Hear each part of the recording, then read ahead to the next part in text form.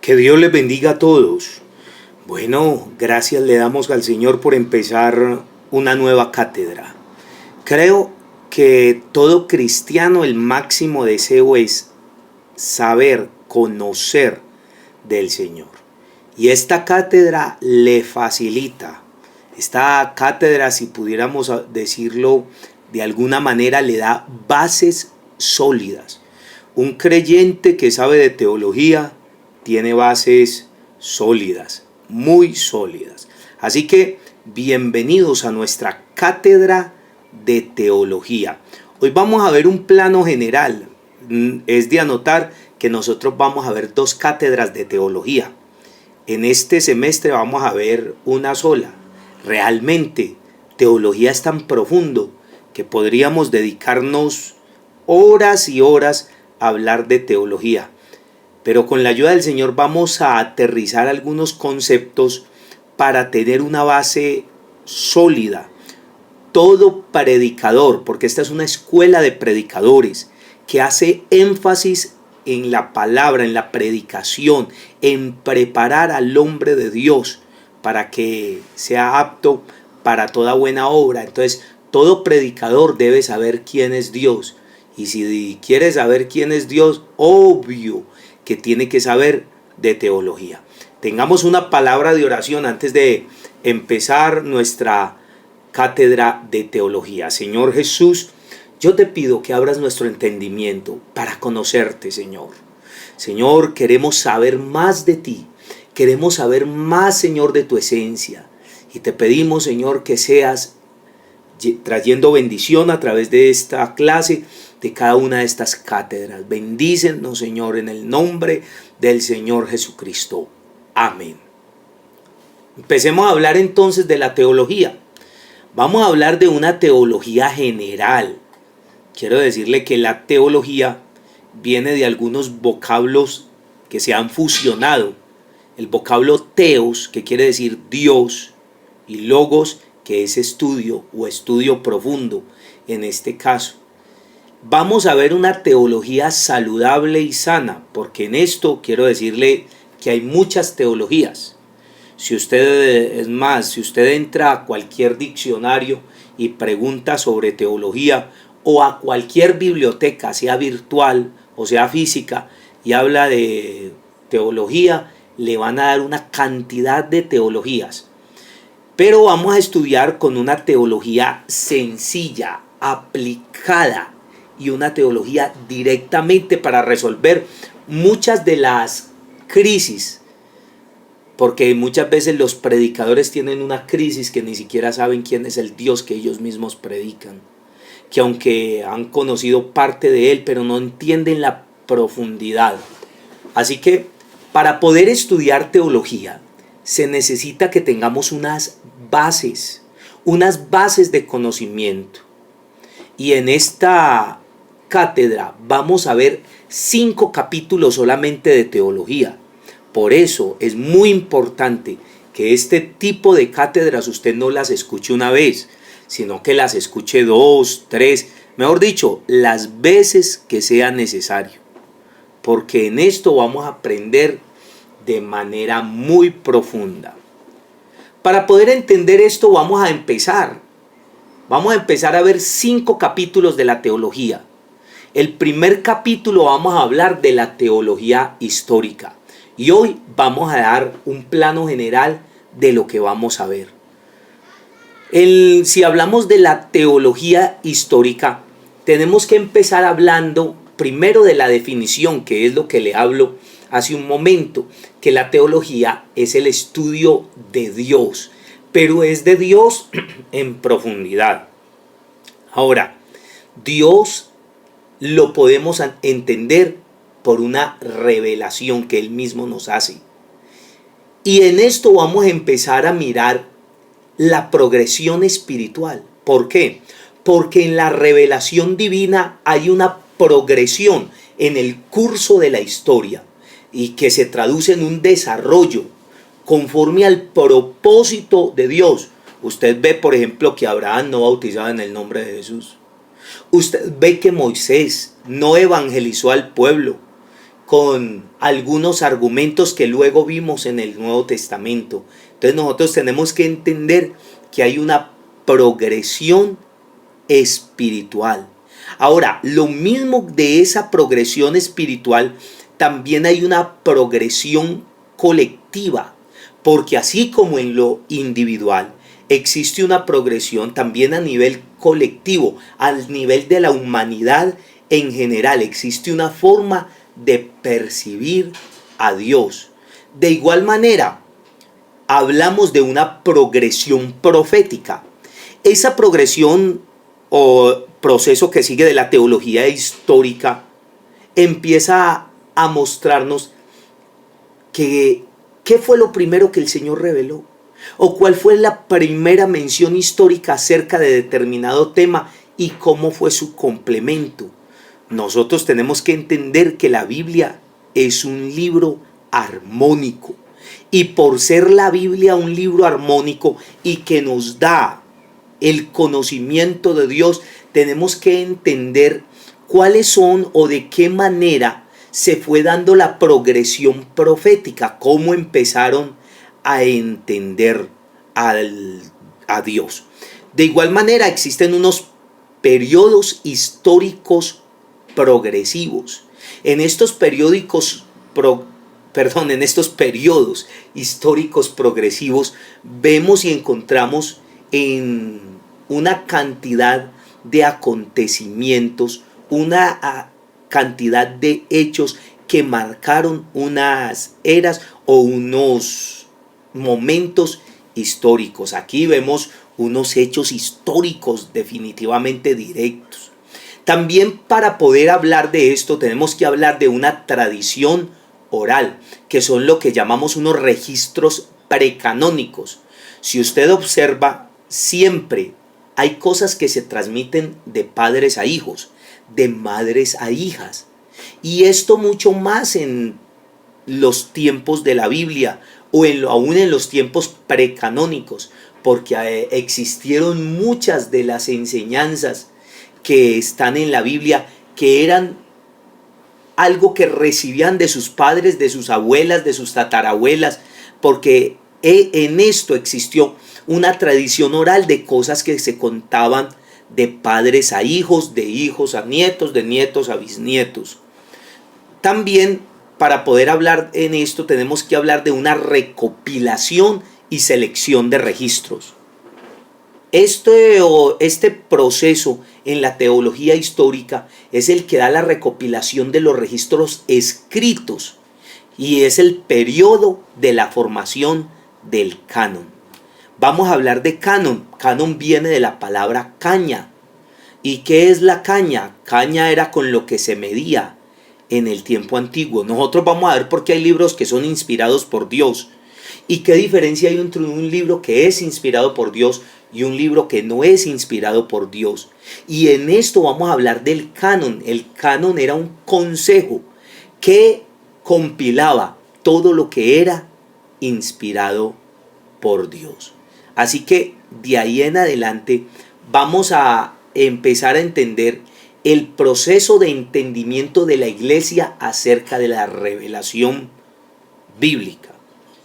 Recordemos algo, aún el concepto mismo de iglesia no lo tenían en el tiempo antiguo. David no tenía una iglesia, ¿ve? A pesar de que asistían a la sinagoga, pero no entendía el concepto de iglesia con el término eclesía, que es reunión o congregación de fieles. Y aún existen registros bíblicos de los tiempos de David que dice: de ti será mi alabanza en la gran congregación. Pero el Señor habló de una iglesia en término futuro. Cuando Él estuvo aquí, dice que yo edificaré mi iglesia y las puertas del Hades no prevalecerán contra ellas. También vamos a ver en los mismos procesos de la misma teología histórica las subdivisiones del periodo de entendimiento eclesiástico. ¿Por qué? Porque este concepto no se entendió de una vez. Por eso Dios vino trabajando el concepto de iglesia. En el Antiguo Testamento eran las 12 tribus de los hijos de Israel. Y en el Nuevo Testamento fueron los 12 apóstoles. Pero fue un periodo progresivo de entendimiento. Y esto lo vamos a ver uno a uno. Entramos al segundo capítulo. Y en la teología misma vamos a hablar de la apologética. La palabra apologética viene del griego apología, que se translitera al castellano y que significa defensa. Hacer apología es defender algo. Por ejemplo, ustedes ven que algunas constituciones de algunos países está prohibido hacer apología del crimen. Nadie puede defender a un criminal. De igual manera, el estilo de la apologética muchas veces es, o no muchas veces, tenemos que entender que el estilo de la apologética cristiana, más bien de la teología apologética, es defensivo. Una cosa es atacar y otra cosa es defender. Y por esto nosotros vamos a ver un poco de vocablos griegos que nos acercan a la defensa. ¿A la defensa de qué? A la defensa de la teología misma. La teología apologética se ocupa de defender, que es diferente de proclamar. Proclamar es cuando se lleva una verdad y se sirve tal como es. Pero ahora defender es diferente. Es hacer una contraposición. De igual manera, la teología apologética lo que hace es combatir un error.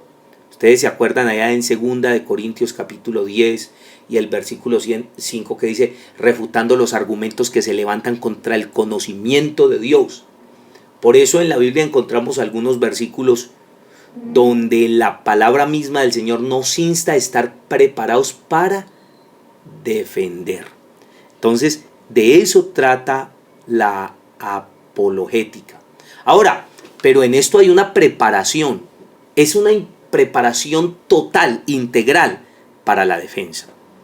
Si hay que defender, nosotros tenemos que saber qué defendemos y hasta dónde va nuestra defensa, porque nosotros tenemos que entender algo, y es que la Biblia no es para discusión. Entonces, sí tenemos que saber cómo es que hay que defender. Aquí en Colombia, en la ciudad de Medellín, se hicieron famosos hace años, cuando yo era más niño de lo que ahora estoy, unos ancianos de diferentes religiones que se reunían en el Parque Bolívar y se ponían a hablar de teología y de Dios y sacaban la Biblia. Pero lo más impresionante de todo esto es que terminaban peleando. Entonces colocaban la Biblia a un lado y se tomaban las mangas arriba y empezaban a pelear a los puños. Entonces después le decían que por qué hacían eso. Y dijo, no, es que yo estoy defendiendo la fe. Pero nosotros tenemos que entender que la teología apologética derriba es argumentos, no personas.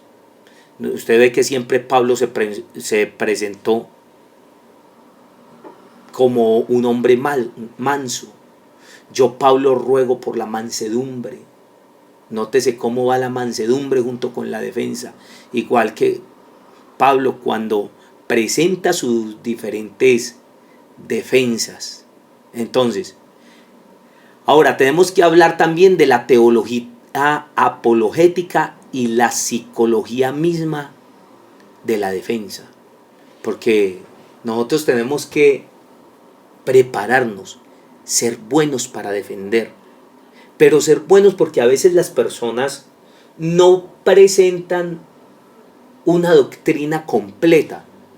Por eso, si ustedes algún día están en medio de teólogos, ustedes verán que nunca los teólogos se agarran de la manera que uno ve muchas veces personas defendiendo su fe. Porque la verdadera apologética no se hace a través de cosas que a mí me parecen, se hacen a través de principios divinos. Entonces de ahí llegamos a lo siguiente, es que la Biblia o la palabra de Dios es un arma de la apologética y debe ser el arma más contundente. Entonces, hay cantidad de personas que hasta muchas veces son poseídas por espíritus de error y por eso, aunque uno les muestre por la palabra, ellos siguen pensando en el error. Hay personas que usted le puede decir bíblicamente, venga, yo le demuestro, y aunque usted le demuestre por la Biblia, entonces esa persona sigue diciendo, no, pero yo prefiero esto. Por esto nosotros tenemos que entender, eso es lo bueno aún de la psicología, de la apologética. La teología misma y la teología apologética y el arar, porque hay muchas cosas que nosotros no entendemos de la Biblia. Y hay algo que nos dice el apóstol en 1 Corintios, que dice, porque con esperanza debe arar el que ara, y el que trilla con esperanza de recibir el fruto. Esa palabra arar tiene una connotación impresionante en la apologética. Total de que hay cosas y vamos a ver la misma forma como ara el Señor. ¿De qué manera? Nosotros siempre cuando presentamos una doctrina queremos presentarla toda y nosotros nos vamos derecho desde Génesis hasta Apocalipsis, porque nosotros al igual pensamos que si entre nosotros más corramos y entre nosotros más ampliemos, pero en la misma apologética se nos muestra que cuando una persona ara, a nivel apologético, cuando una persona ara es cuando vienen surcos que está creando para poder llegar a conclusiones directas de la palabra. Tenemos que entender también la misma apologética de la presuposición. ¿Por qué? Porque toda persona se basa en una presuposición. Hay algo que a priori la persona cree o la persona acepta. Hay cosas que vinieron de sus padres, hay cosas que sencillamente las tienen por intuición, hay cosas que las tienen incluso por sospecha, no porque sea verdad o por lo que sea mentira. Entonces nosotros vamos a entender que la apologética se va por lo esencial. Se contiende es por lo esencial. Se contiende es por las cosas que directamente estamos aferrados. De alguna manera nosotros contendemos es por las verdades bíblicas. Entonces hay cosas que a la gente le parece, pero que le sigan pareciendo. Pero la teología y la teología apologética va directamente por la defensa de las cosas directas, de lo esencial, de los mismos principios bíblicos. Hablemos del tercer capítulo. Todo esto, por favor, esténlo escribiendo. Por favor, váyanlo analizando. Total de que el momento que llegue la clase, vamos a mirar de qué se trata.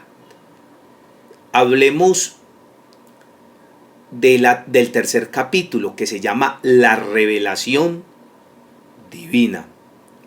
En esto tenemos que entender ahora sí conceptos muy profundos de la teología. Por ejemplo, la teología propia. La misma teología divina. Hay una palabra que la tenemos que entender muy bien porque tiene algunas ramificaciones y es la cosmología. Y esto lleva algunos ítems, que es la cosmogonía, la cosmotelia. Todos esos son principios que los enumera la cosmología y que deben ser bien entendidos. Y para poder nosotros tener el principio de la revelación misma, tenemos que entender otro concepto que se llama la angelología. La palabra angelología viene de angelos, por eso está hablando de los ángeles. Es un tema que está muy de moda ahora. Todo el mundo que sube al internet que han visto ángeles, que le pareció que un ángel, que todo esto necesitamos entender muy bien. Y en la misma angelología tenemos que ver otra rama que se llama la satanología. ¿Por qué? Porque Dios creó ángeles, pero nosotros también entendemos que hubo uno principalmente que se rebeló. Y por esto mismo tenemos que ver satanología y otro que se llama demonología. Entonces, en esto vamos a ver los demonios. También vamos a ver antropología en medio de esto de la revelación, porque Dios ha hablado acerca de sí mismo, de sus planes, de su creación, de ciertas criaturas de su creación, de las creaciones angélicas y de algunos que se rebelaron, pero Dios también ha hablado del hombre. Y por esto vamos a mirar la antropología bíblica. Ahora, hay otro concepto que llega aquí mismo en el tema de lo que es la revelación. Tenemos que sentar bases exactas y una de ellas se llama amartiología. Esto nos habla porque es que todo sería muy bueno si todo fuera bueno, pero como también estuvimos hablando que existió Luzbel, que el Señor lo destronó y que sus demonios, la Biblia nos habla entonces del pecado. Y estos asuntos del pecado los trata la amartiología. Y es más, en teología se ve una ciencia en un capítulo solo de amartiología. Vamos a lo siguiente que también nos habla, es la cristología. Vamos a mirar la cristología. Porque si hubo pecado, si hubo caída, si hubo muerte, la condición del hombre en la caída, también llegó la salvación. ¿Y cómo llegó? Aquí vamos a entender el término Cristo. ¿Y qué es Cristo y por qué fue que vino Cristo? Vamos a entenderlo de manera mucho más profunda. ¿Qué quiere decir el Cristo? ¿Por qué tenía el Señor? Cuando uno entiende la cristología, créame que le es muy difícil seguir siendo trinitario. Porque cuando uno entiende la cristología, uno entiende el propósito divino de salvación. Entonces ya entiende cantidad de conceptos de por qué Jesús clamaba al Padre, de por qué Cristo en la cruz, de por qué el Señor murió. Esto nos lo explica la cristología. Si seguimos la neumatología teológica, la teología de la neumatología, entonces vamos a mirar qué es esto, porque en medio de todo esto existen muchos conceptos trinitarios. Vamos a ver la misma soteriología, que es el plan mismo de salvación, la eclesiología, luego vamos a ver la escatología y vamos a entender a nivel teológico algunas ciencias auxiliares, una que ya vimos que es la hermenéutica, pero ahora vamos a ver la teología de la hermenéutica, otra que se llama la bibliología. Esto también tenemos que mirar que en la bibliología se habla del criticismo, de la alta crítica, de la baja crítica. De igual manera vamos a ver la historia y la geografía bíblica a nivel de enumerarse. Hablemos también aquí de la teología propiamente dicha, la ubicación de la teología propia dentro del panorama de la revelación divina. Porque la teología en general se ocupa no solo de Dios, sino también de las cosas de Dios y de lo que Él ha revelado. Aquí vamos a empezar a ver todo un esquema de la teología propia y de qué tipo de teología se ocupan ciertos pasajes de la Biblia. Oiga, es que ahí es donde uno se enamora mucho más de la Biblia. Ahí es donde uno se enamora mucho más de la palabra de Dios, cuando empieza a conocer lo profundo de del mismo estudio de Dios, La Biblia contiene la palabra de Dios. La Biblia contiene la revelación divina. La Biblia contiene de igual manera la historia de Dios en ambos testamentos. Entonces, en esto el contenido específico de la teología propia se basa en muchos aspectos. Ahí vamos a ver el panteísmo, el deísmo, el politeísmo. Y vamos a ver el Dios en esencia, el ser mismo de Dios. ¿Quién es Dios? Vamos a mirar desde diferentes puntos de vista el ser mismo de Dios, la teología propia de Dios, cómo Dios se fue revelando, cómo a través de los mismos atributos naturales de Dios, cómo la inmensidad que no se puede mesurar o no se puede medir, sobre la omnipresencia de Dios que está en todas partes, sobre la omnisciencia de Dios que todo lo sabe en su gran sabiduría, la omnipotencia de Dios que Él es el Todopoderoso. Entonces, la aceidad, que Dios es totalmente diferente de todos los seres. La unidad de Dios como esencia, que Dios es uno. Y ahora, la unicidad dentro de la unidad. La diferencia de la unidad es que Dios es uno en esencia, pero la unicidad es que Dios es indivisible. Entonces, por eso nosotros no hablamos de unidad de Dios, sino que hablamos de unicidad. La misma simplicidad en esencia, la espiritualidad, la misma dogmaticidad. Entonces, en todo esto lo vamos a mirar a nivel profundo. Es necesario que usted entienda todo lo que vamos a hacer para que sepa a dónde apuntamos, para que sepa hasta dónde vamos. Entonces, ya llegamos a las palabras descriptivas del carácter moral de Dios, donde vamos a ver su santidad, su justicia, su bondad, su misericordia, su verdad, su fidelidad. Vamos a seguir adelante con un tema que está muy de moda ahora, que son los nombres de Dios. Porque como la revelación fue progresiva, asimismo el nombre de Dios, la revelación del nombre mismo fue progresiva.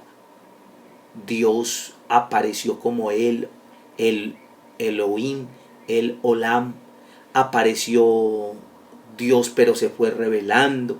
Luego se conoció como el Shaddai, como Yahvé, como Jehová. Y finalmente llegamos hasta Jesús. Y llegamos al quinto capítulo, que se llama la divina teología. Oh my God. Esto es una materia aún controversial. Todos los teólogos difieren en ella. Después de haber tratado acerca de Dios y de todo lo concerniente a la creación misma, esta materia se ocupa en lo relativo al propósito de Dios, al conocimiento de los planes de Dios respecto de la creación, al objetivo que Dios tiene, porque Dios no los ha callado. Él no se ocupa de las cosas creadas todavía en forma directa, sino con aquello que acontecía en Dios para la creación. Esto es un tema bien profundo. Ahí vamos a hablar del beneplácito de Dios, que Dios ha revelado su propio beneplácito, lo que a Él le ha placido. Vamos a mirar ese término que es por nosotros un comodín tan grande, que se llama la voluntad de Dios, porque tenemos que entrar a lo profundo, porque ahora todo se lo achacamos a la voluntad de Dios, cosas que nosotros tenemos mano y decimos es la voluntad de Dios, era la voluntad de Dios. Pero vamos a mirar ese término que se llama el designio de su voluntad, el designio de la voluntad de Dios, el propósito eterno de Dios. Más siempre nosotros estamos hablando incluso que las almas que se perdió era la voluntad de Dios. Pero el Señor dice, vivo yo, dice el Señor, que no quiero la muerte del pecador. Entonces, cuando hablamos de esta manera, cuando entramos a estudiar el propósito eterno de Dios, Dios mío, entendemos mucho más. Hablaremos también de la presencia de Dios, porque para Dios organizar un propósito también se nos revela que tiene la presencia divina o conocimiento anticipado acerca de las cosas o acerca del futuro. Ahora, el consejo determinado de Dios, la misma elección divina, a pesar de que la Biblia dice que Dios no hace acepción de personas, bueno, esto es para salvación. Dios no hace acepción de personas. Pero el Señor sí ha elegido a personas para propósitos especiales. También hablamos de un tema que a muchos se les confunde, que se llama la predestinación. Que porque mucha gente dice, no, yo no voy a la iglesia porque si yo no estoy predestinado, puedo estar ahí y no me salvo. Pero si yo estoy predestinado, aunque venga y peque, en el último momento me arrepiento y estoy predestinado. Y tenemos una gran confusión de ese tema. Y cuando la Biblia habla de la predestinación, habla en términos muy exactos, solamente que lo hemos explicado, y la doctrina de la predestinación la hemos adaptado a la manera nuestra, pero realmente no es así. Entonces, de igual manera vamos a mirar la ordenación de parte de Dios, las órdenes, los decretos de Dios, la preparación de antemano, el don de la gracia de Dios antes de los tiempos de los siglos. Vamos a mirar de igual manera un término que a veces nosotros confundimos y los trinitarios aprovechan, que se llama la diestra de Dios.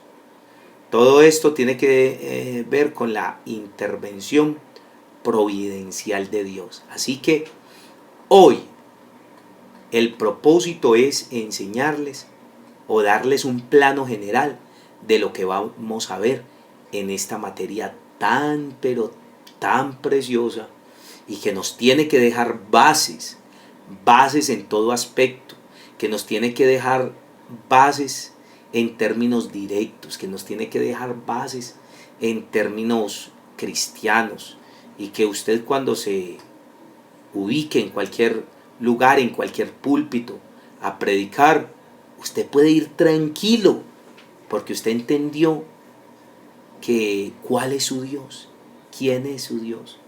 El libro de los Salmos repite cantidad de veces el término ¿dónde está ahora su Dios? ¿Por qué han de decir las gentes dónde está ahora su Dios? Y lo más tremendo es que nosotros muchas veces, los mismos cristianos, no conocemos y no podemos decir dónde está nuestro Dios. Entonces, esa es la primera clase sobre la cátedra de Teología General. Un abrazo para todos. Que el Señor nos bendiga de manera abundante. Y vamos a poner una tareita, yo creo que ya debe estar colgada. Es que vamos a resolver un glosario. Vamos a resolver unas palabras que necesitamos que se coloquen allí. Que el Señor les bendiga a todos ricamente. Que el Señor nos amplíe el conocimiento. Y que el Señor nos permita llegar mucho más arriba en el conocimiento de Dios.